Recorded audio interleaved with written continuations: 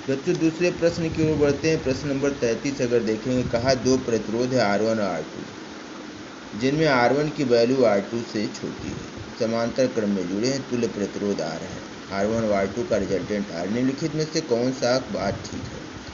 तो इस प्रश्न को हल करने के लिए मैंने कुछ सोचा कि R1 बराबर 3 मान ले, R2 बराबर 6 मान ले, जो प्रश्न के कंडीशन को फुलफिल कर दे। देख रहे हैं R1 की वैल्यू 3 जो है 6 से छोटी है, 3 लेस देन 6।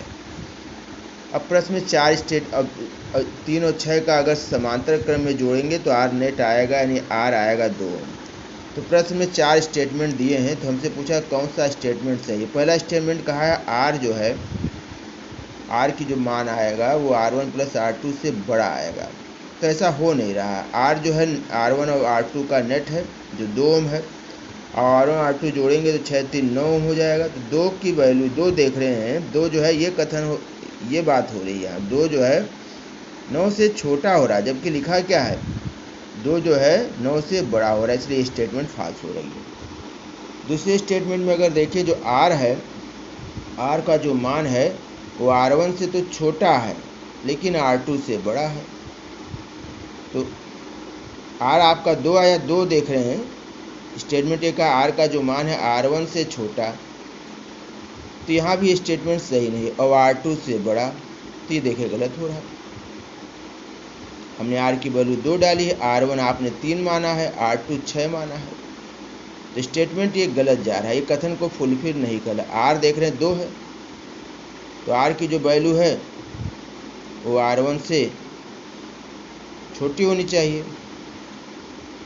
तो यहाँ R1 बड़ा हो जा रहा है, तो ये स्टेटमेंट भी फॉल्स हो रहा है। दूसरे स्टेटमेंट की ओर बढ़ते, R का जो मान है वो R2 से बड़ा होना, छोटा है और इससे बड़ा है। जो R की वैल्यू है, अगर आप ध्यान दें, R का जो मान है वो इससे छोटा है और इससे बड़ा है, R बीच वाला है।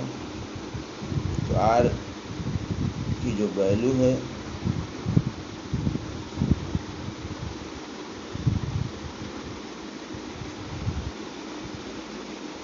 R1 प्लस R2 से छोटी होनी चाहिए, और R की जो वैल्यू है R1 R2 से बड़ी होनी चाहिए। तो यहाँ तो फुलफिल कर रहा है, R का जो मान है वो R1 प्लस R2 से छोटा है, सही है, 2 9 से छोटा हो रहा है। अब 2 जो है 6 से बड़ा होना चाहिए, तो ये फुलफिल नहीं हो पा रहा है, इसलिए ये कथन भी सही नहीं हो पा रहा। तो R का जो मान है देख रहे हैं वो R1 प्लस R2 से छोटा होना चाहिए, तो सही है, 2 9 से छोटा है, कथन सही है यहाँ।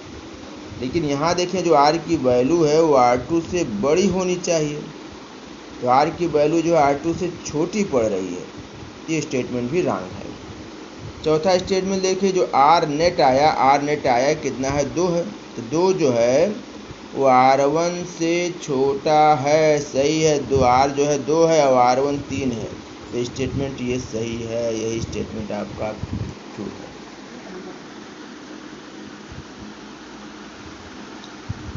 तो चौथा विकल्प सही है। अगला प्रश्न देखते हैं। अगले प्रश्न में कहा है, एक R प्रतिरोध के तार को 10 बराबर भागों में बांटा गया और बांट करके इन्हें समांतर क्रम में जोड़ दिया गया। तो R प्रतिरोध का तार था, 10 बराबर भाग में बांटे, तो एक भाग का प्रतिरोध हो जाएगा, एक भाग का प्रतिरोध हो जाएगा R बटा 10। समांतर क्रम में फिर जोड़ दिया गया, तो R नेट हो कितना जाएगा, R नेट बराबर आपने पढ़ा होगा R बटा 10 बटे में n, तो R बटा 10 और कितने बार जोड़ा गया है 10 बार, तो बटे में 10 कर लें, तो आ जाएगा आपका विकल्प ये 0.01 R। तो प्रश्न समझ गए होंगे, एक भाग का प्रतिरोध हो जाएगा R बटा 10, और समांतर क्रम में सूत्र पढ़े होंगे, अगर समान प्रतिरोधों को जोड़ा जा रहा है n बार, तो सूत्र ये आता था R बटा n, फार्मूला ये है। तो R की जगह डाल दिया R बटा 10, और n 10 बार जोड़ा गया 10 हो गया, तो R बटा 100। R को 100 से भाग कर दें तो शायद उत्तर ही आ जाएगा 0.01 ओम। 35वां प्रश्न है, दो प्रतिरोध समांतर क्रम में जुड़े हैं जिनका तुल्य प्रतिरोध 6/5 है। तो देख रहे हैं दो प्रतिरोध है R1 R2 जिनका तुल्य प्रतिरोध 6/5 है। तो 1/R नेट बराबर 1/R1 प्लस 1/R2। तो बांध डालेंगे R नेट का तो 5/6 बराबर 1/R1 प्लस 1/R2। ये समीकरण नंबर 1 हो जाएगा। इसके बाद कहा इनमें से एक तार टूट जाता है तो प्रभावी प्रतिरोध 2 ओम हो गया। तो मान लिया एक तार टूट गया तो R नेट बराबर हो गया, दूसरा तार टूट गया तो R नेट 1/R नेट बराबर 1/R1। तो 1/2 बराबर 1/R1 तो R1 आ गया 2। इस 2 ओम को उठा करके हमने यहाँ पर रख दिया। तो 5/6 बराबर 1/2 यहाँ पर मान डाल दिया R1 की और प्लस 1/R2। अगर इसको हल करेंगे तो R2 3 ओम आएगा। दूसरे तो टूटे तार का प्रतिरोध क्या हो जाएगा 3 ओम। फिर अगला प्रश्न देखेंगे अगर आप तो आपको कुछ तार दिए गए हैं, प्रत्येक तार का प्रतिरोध 10 ओम है, प्रत्येक तार में धारा 1 एम्पीयर है। इनका एक ऐसा संयोग बनाना है कि जिससे का प्रतिरोध 5 ओम हो, जिसमें अधिकतम धारा 4 एम्पीयर बढ़ सके। आपका कम से कम कितने तार चाहिए, 4, 8, 10, 20। तो एक तार है, पहले एक तार कहा था प्रतिरोध 10 ओम है, 1 एम्पीयर की धारा बह रही है। अब कहा है हमें ऐसा संयोग बनाना है कि जिसका प्रतिरोध 5 ओम है। तो क्या किया हमने 10-10 ओम के 4 तार लेकर के समांतर क्रम में जोड़ दिया।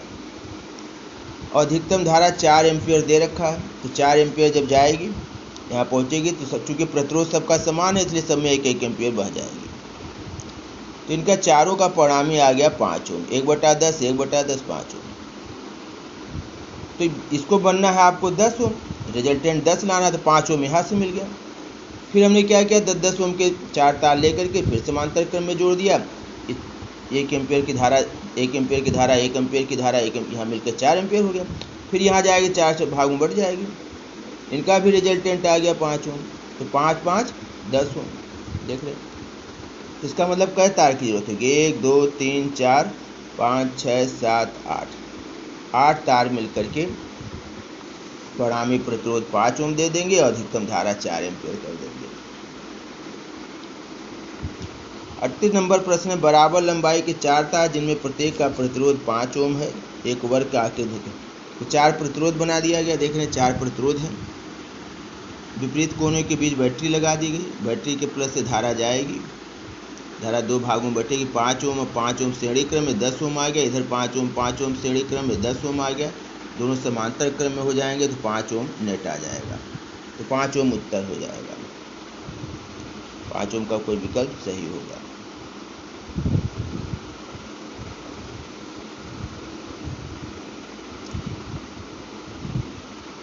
ये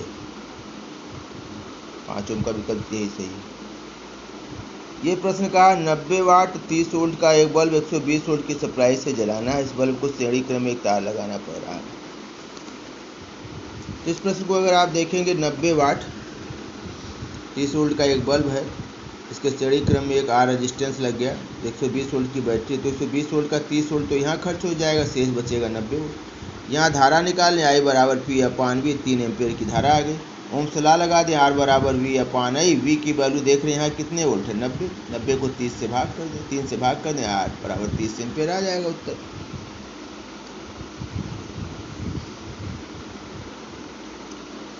अगला प्रश्न है,